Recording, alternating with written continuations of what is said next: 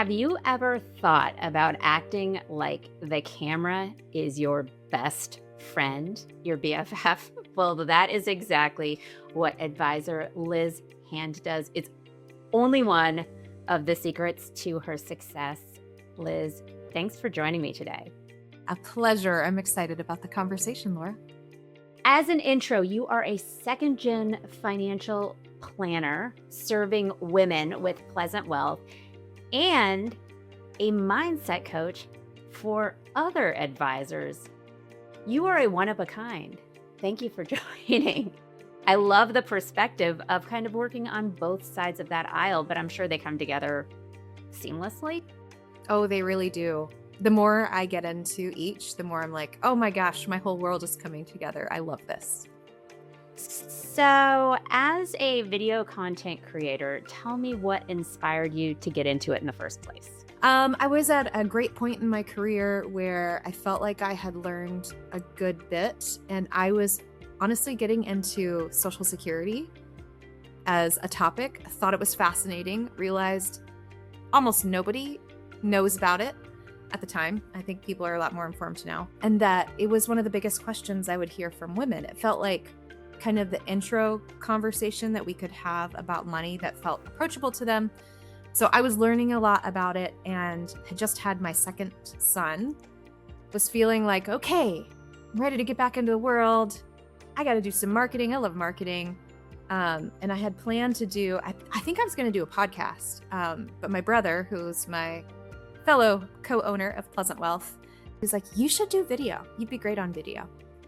So I learned by watching people on YouTube and had my little formula of how I created my video. I was doing my own editing, and it was fun. I love the creative process. So the whole process of thinking about how to show up authentically, what I look like, how to do the thumbnails. Oh my gosh, some of these are so funny. They're from a couple of years ago, but how to do the thumbnails, how to get people's attention, how to talk about things that matter to others. These were all really important to me, and I just enjoyed it. Well, we're looking at your YouTube channel and you have 5,500 subscribers, which tells me you have built an audience. You are doing many things right. When I first popped this up, it was clicked on the most popular, which I love doing. I love seeing what you have created that resonates the most. I mean, this draw from your 401k has almost 100,000 views. Wow, it's been a bit since I've looked at that. That's massive. Awesome. Soak it up. So 7-8 years ago, you're pushing out this content when fewer financial advisors were doing it. How have you evolved since then? At the time, I was very in the weeds of how I wanted to make it work. So I was looking up search engine optimization processes to figure out what people were searching for, and then speaking to that in my playful, straight to the heart kind of way. Mm-hmm. I now, like, that took a lot of time and intention, and I had it at the time. As I've purchased the practice, own a second company, I don't have that same kind of set aside creative space. So I've outsourced. I have changed my whole structure of how I want to show up online. I really love blending the worlds of coaching and money. So in talking about your investments, I want to talk about what's happening in your mind or in your heart, or like how you're getting stuck. And people don't necessarily search for that. And so, I don't know. I stopped that way and I tried a new way. And so I've been using I have like a monthly meetup with all of my clients where I have essentially like a group coaching call that also blends in financial planning. And now we take clips from that. I also noticed that, the way people digest video changes over time too. So they don't digest videos the same way they did when I started. They don't, because back 7 or 8 years ago, shorts wasn't a thing. And now shorts is what so many people watch. You've got a lot of shorts content on here.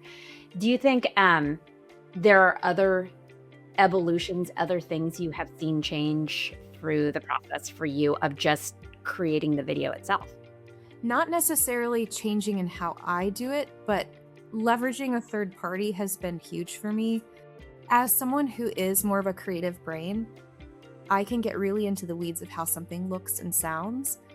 And while that's fun in certain capacities, I'm learning that there's certain places I want to deploy that, and there's certain places I want to leverage somebody else's creative brain.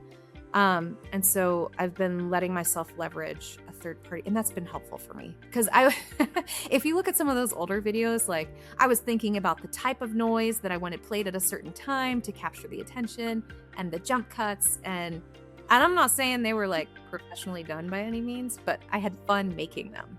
Now there's other things that have my attention that I'm having fun making that I like using somebody else's thinking around that. I do call it an editing rabbit hole, and you can go down it and you can spend hours down there in the dark.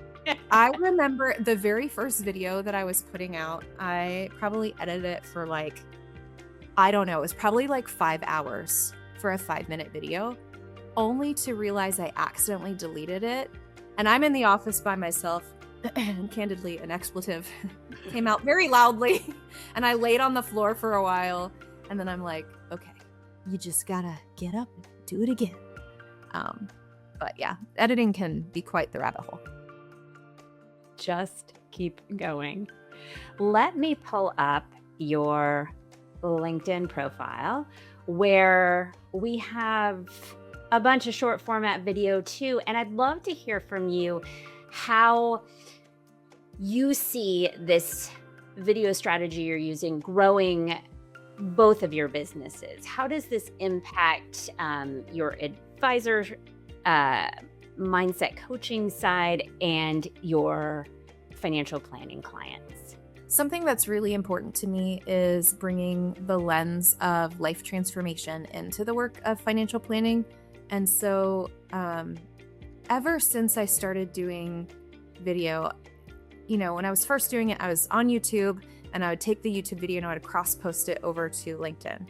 LinkedIn doesn't let you, like demotes that content now because they want you to post originally into LinkedIn. So in that process though, because I was kind of one of the front runners of advisors who was doing video, I got a lot of advisor attention. And so in 2022, when I started my coaching practice, I realized like on LinkedIn, actually the most attention I get is financial advisor, just like peeping over to see what's Liz up to, what's she saying. And I love that because it gives me the influence to talk about money the way I want to talk about it. And hopefully that impacts them and their clients too. I'm pretty candid about my journey, both in like written content, and in the shares that I have through the Insight series where we take the clips of them. The thing that makes me the happiest above likes or comments is the DM that I get that's like, you nailed me. I feel like you're in my head. And that's kind of always how I've approached video, is trying to think about the emotional experience that the person is having as they're stepping towards retirement or as they're running their financial planning practice, and thinking about what it is that they're thinking, feeling, saying, and what it is that they're not seeing that they can flip the script and have more freedom. That is a great piece of practical advice for any other advisor thinking about getting into video. And that is truly what is in the mind of my ideal client. And that also requires you to niche down and figure out who you're speaking to, because you can't be in the minds of everyone. You can't. Remember, if Liz can do it, you can do it too. If you need help building authority and growing your practice with video, that's what we do at Decanter.